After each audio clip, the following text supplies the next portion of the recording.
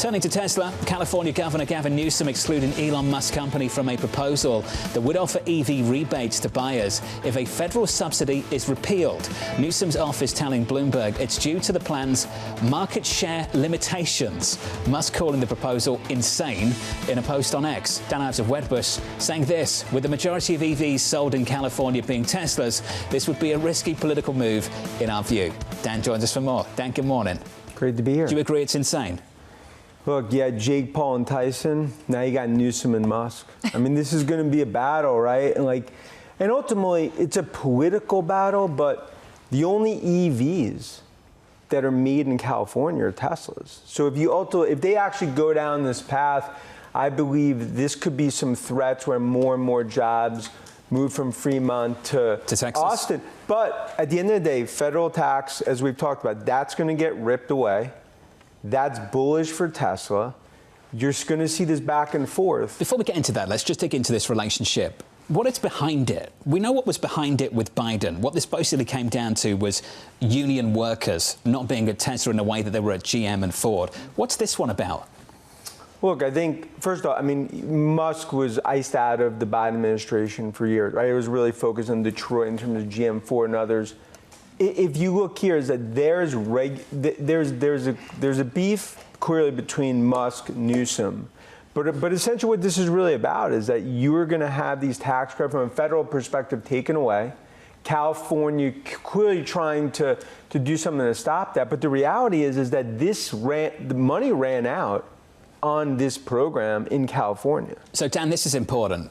The support at a federal level is clearly with Elon Musk. At a state level in places like California, it looks like because of this tension, he's losing it. How important is that relationship at both the state and federal level when it comes to things like autonomous driving? State, we view it as much less than from a federal perspective, because the golden goose here is autonomous. We believe the autonomous piece is worth $1 trillion alone to Tesla. Federal regulatory spiderweb essentially gets ripped away, and I think that's significant. Now, California, Newsom clearly will try to fight some of the autonomous, some of the unsupervised FSD, but this is going to be something that's really going to continue. But I believe Tesla is going to have significant sort of room to what I view as elevate themselves within autonomous. And that's really what I believe is the key to this Tesla story. It's about AI and autonomous. What Newsom's doing here when it comes to California, this is essentially almost a sideshow to the broader story here with Tesla, which is why it's really been a Cinderella story since Trump got in because of the Musk bet. But when it comes to autonomous driving and the federal regulations, it's not a light switch. This has to go through Congress.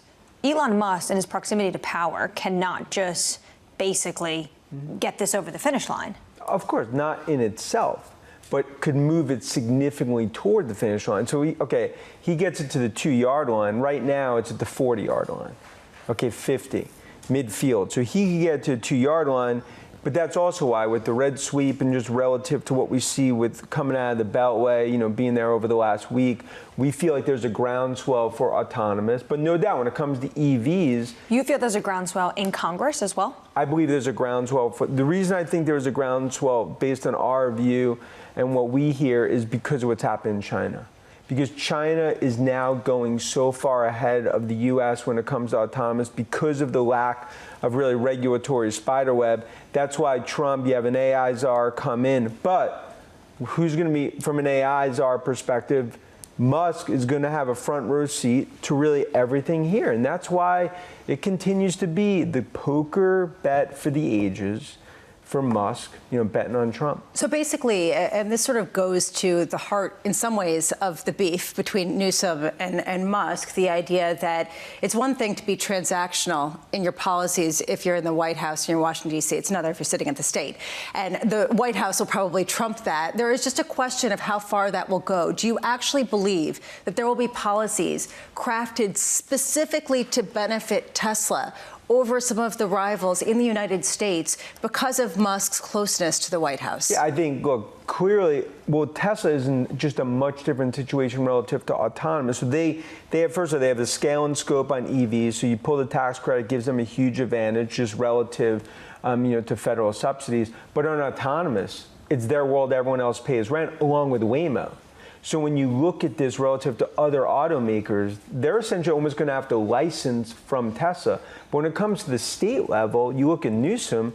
Look, does this end up in a UFC fight? I don't know. I mean, this is going to continue to play out between this beef, Newsom and Musk. This goes beyond just Tesla. There was a report out of The Information saying that Google CEO called Donald Trump and Elon Musk was on the phone with him, and he was surprised by that. You talk about space and some of the space exploration and what's going to happen with the NASA budget. How much can you extrapolate out that the Musk halo is really something that you have to sort of get on the bandwagon as an investor, simply because there are going to be certain policies that will just de facto benefit him because of his closeness with the president? I think you said it as best as I could say. I mean, this Musk and Trump, this is not going away. I actually see this something that's going to continue to expand. And it's going to be from China tariff discussions. When you look at Musk's ability in terms of President Xi and his relationship there, when it comes to AI, when it comes to autonomous EVs, that's why it comes down to Detroit. Musk, he wasn't at the cool kids table. Now there's a knock at the door. It's Elon.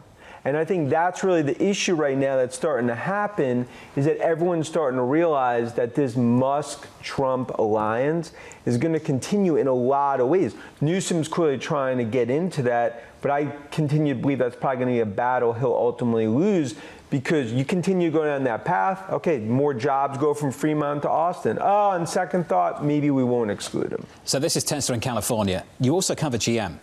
What's your reaction to the tariffs that have been threatened on Mexico, on Canada, given that we know that these automakers have quite a presence south of the border?